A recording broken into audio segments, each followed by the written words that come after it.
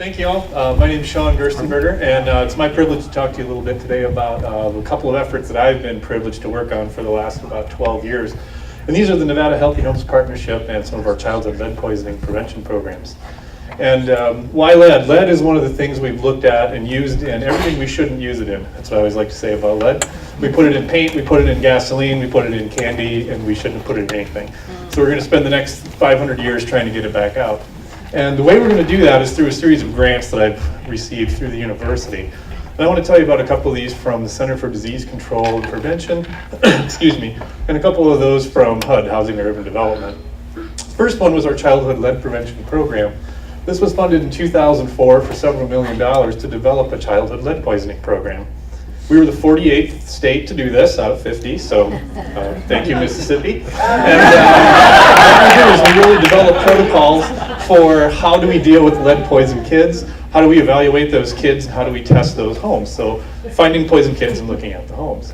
And so what we did is we went out and then parlayed this into kind of a better way to do things, is to look at other things in the home that make us sick and unhealthy. That's the Healthy Homes Partnership. So we got a small grant to do that. And that grew into a larger grant that we received from CDC that was a 3-year grant to basically develop and implement a childhood lead poisoning program and a healthy homes program. So we do home visits. That's the key to this. We go out in the community, we look at homes, we test and evaluate homes for lead, for trips and falls, for everything you can imagine, pests, things that go bump in the night. And so I'm going to show you some really funky pictures of things we see and how they're related. Okay, so lead-based paint deteriorates, kids eat it, it tastes sweet, so they get a positive reward. But when you have a water leak, it helps your paint deteriorate, so that falls off. It also creates cracks and holes in the wall and mold that are asthma triggers. And all these things connect. Looking at the home is a critical determinant of health. We have huge need for this. Structural problems, leaking roofs. Nobody fixes their roofs here because it only rains 4 inches a year. Okay? And so we let it go, and then when it does rain, it gets wet, and we have mold and other issues. Pests come in, asthma triggers, kids are unhealthy, trip and fall hazards, the floors are uneven, the elderly hurt themselves. Okay? Another thing we see a lot of is clutter, and we've really worked with Southern Nevada Health District to deal with and build a hoarder response. You've seen a lot of these hoarder homes in the news and the immense amount of materials. Imagine having a bed bug infestation in a home that has this type of clutter. You simply can't kill them.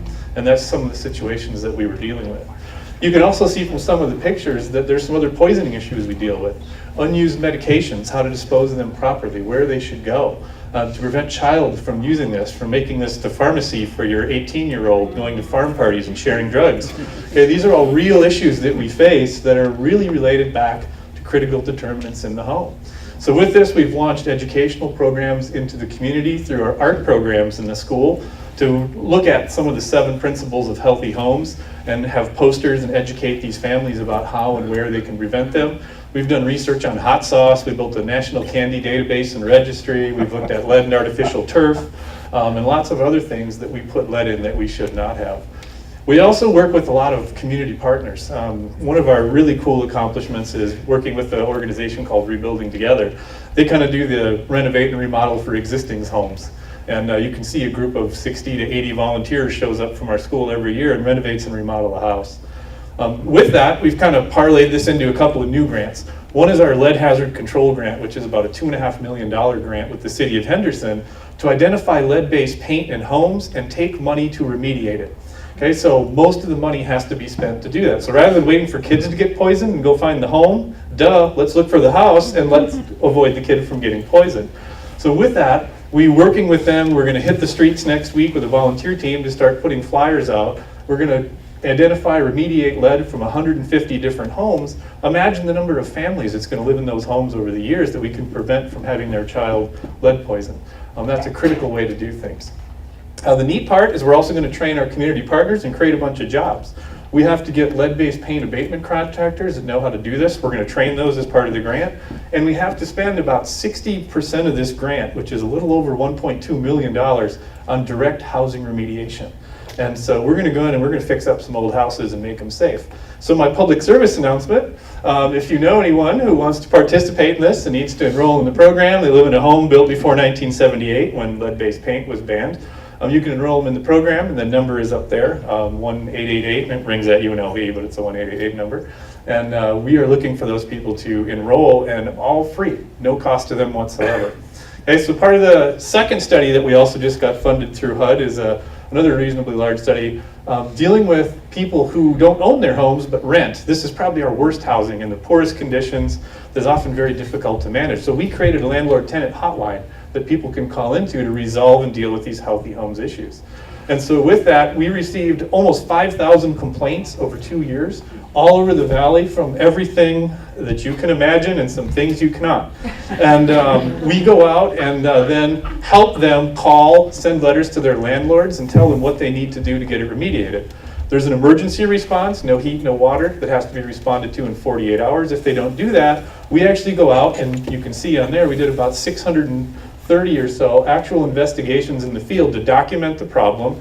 And now we're working to develop policy where we can have some enforcement teeth to go in and say, if you don't fix this, we will fine you, we will hire a certified contractor, and we will make this environment healthy for you to live in. Some of the examples of things that we see include pests. This is everything from cockroaches, bed bugs, rats, and mice, which, by the way, are almost all, except bed bugs, asthma triggers, which is a huge burden of disease we have on. You can also see mold is a big one. The leaking roofs that I talked about, we refuse to repair. And so, in summary, one of the things that we found is we really find a sweet spot when we have community need, when we have federal research grants, a university can step up, and a bunch of people that care and nonprofits that are willing to step in. That's when good things start to happen. So what we want to do is keep this going. We've got at least 3 more years worth of funding. And so if you want to get involved, you can email us, you can call us, you can tweet us, you can poke us, you can blog us. Okay, I'm a little older than my 13-year-old daughter. There's a few more in there I was supposed to remember. But all the information is up there on the board. So get involved, check out our websites, learn about our principles of healthy homes, and tell your friends.